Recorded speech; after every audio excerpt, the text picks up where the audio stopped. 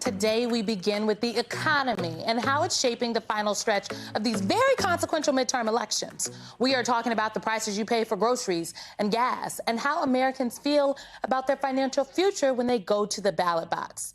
In a moment, we are going to hear from the United States Secretary of Labor, Mr. Marty Walsh, and we're going to get his take on all of that. But first, let's get you caught up on some news about the economy this week. The Biden administration is celebrating a first. The United States budget deficit was sliced in half for fiscal year 2022. It fell by $1.4 trillion, and this is the biggest one-year drop in history.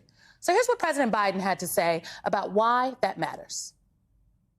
The federal deficit went up every single year in the Trump administration. Every single year he was president. It went up before the pandemic. It went up during the pandemic. It went up every single year on his watch, the Republican watch. And the Republican can criticize my economic record, but look at what I've inherited and what I've done.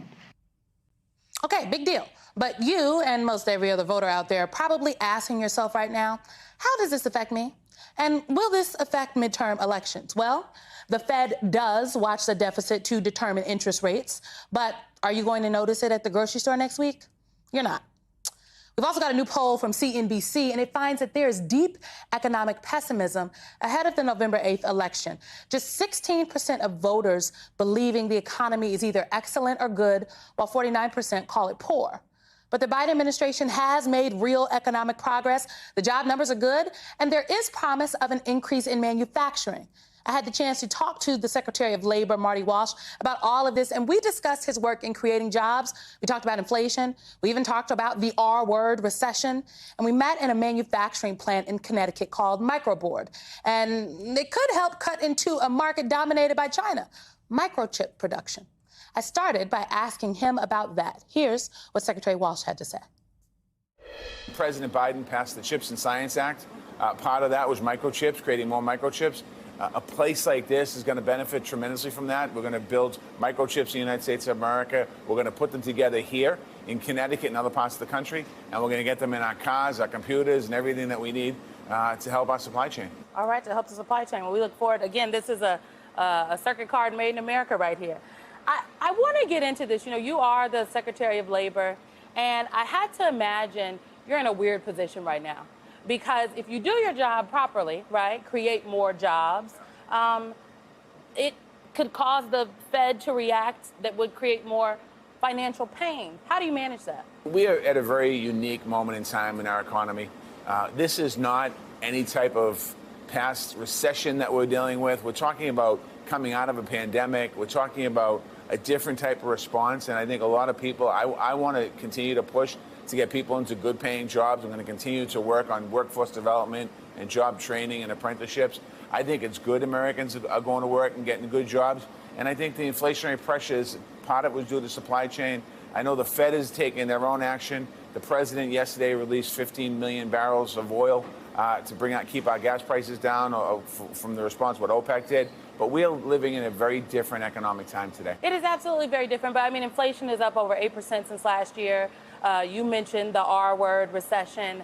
I've heard a lot of hedging. I guess I want to ask very directly, when will the recession arrive? Yeah, I'm not convinced that we're headed that way. Okay, I think that we're going to have certain areas that we might have some problems in. You know, we've had an incredible economic run here in this country for the last 10, 12 years. So there's always a potential for recession. But I think what we have to stay focused on is economic policies that's going to keep Americans working and get Americans into good paying jobs while supporting our American companies. There's a new survey by CNBC, an All America Economic Survey, and it says about 83% of people surveyed call the economy fair or poor. 77% say inflation has set them back financially. Almost half of the people who responded to this survey say they expect the economy to get worse in the next year. What do you say to these folks to give them a little hope? I think we just have to continue to move forward. I think we have to do a better job of messaging what this administration, what President Biden has done. When President Biden took over, 10 million people were out of work, 10 million people were back to work. Schools were closed. Schools are now open. Colleges were closed. Colleges are now open. We're making major investments for the first time in decades in our infrastructure. We're creating opportunities to bring more manufacturing jobs back to the United States of America. The president passed the bill, the Inflation Reduction Act. You know, everyone knows what that is, but what that's going to do in a nutshell is bring down prescription costs for folks. It's going to help with healthcare costs, and it's going to tackle some of our climate issues. So I think people are going to start to feel better as we move into the next year. But the people have a right to be concerned because, and the president said this, the price at the kitchen table is too high. We need to do everything we can to bring those prices down on people. Let's talk about unemployment.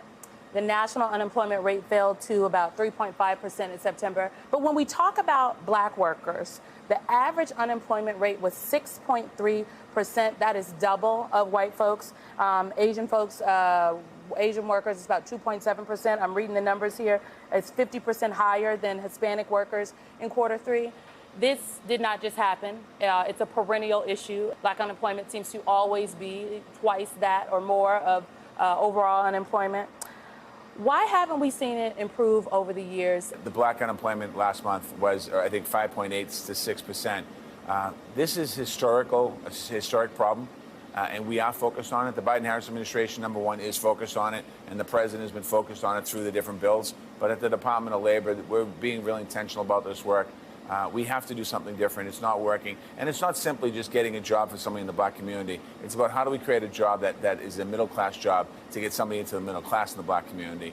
And we are focused on that in the administration right now. We're working with different parts of the country on that, on those numbers. We have to, what we're doing isn't working, and we have to do something new. If Democrats lose the House, have you all had conversations about how this is going to affect the Biden agenda, particularly as it relates to your neck of the woods? Well, it's not going to affect my job. I mean, it will in the sense of that we'll have probably one of the potential chair of that committee has already said they're going to come after me. But regardless of what happens in the midterms, as Secretary of Labor, I'm going to continue to represent the working people in this country. In our society, we got new stuff now, like working from home, okay? This telework, new respect for frontline workers, I would argue. Millennial workers and Gen Z workers, I'm a millennial, prioritizing work-life balance, respect in the workplace. How do you see these factors impacting the labor force going forward? I think it's going to, I still think there's a lot of settling to do here. I think that a lot of companies are still trying to figure out what is that balance of telework versus in-person work. I think a lot of people are trying to figure out what's their work-life balance going to be. When the pandemic began, a lot of people quit their job. And people that made good money because they realized they were working 60, 70 hours a week, 80 hours a week. They don't want to work 80 hours a week anymore. So I think it's still settling down. And what we're doing at the Department of Labor, we're working with employers and employees to talk about what that looks like, what the workplace looks like, what the future of work looks like. And we also launched the Good Jobs Initiative to make sure that these jobs are being created, that we're creating good opportunities moving forward. So I still think it's going to take some time to figure out what the American workplace is going to look like. But I think at the end of the day, it'll be stronger. What's the thing that surprised you most about this job? I mean, you think about the Department of Labor, you think about Commerce, you think about the important work that the federal government really does and how it impacts people on the ground. I don't think I understood the impact it had on the average American every day, all the work that happens in the federal government. It really is important, the work we do. And I certainly would love, as the Secretary of Labor or as an elected official prior to that, I would love to have people have more respect or more understanding for what elected officials do, but we have to understand people first. Marty Walsh, the Secretary of the Department of Labor, thank you very much for your time, sir. I know you got an event to get to. Thank you. Thank you.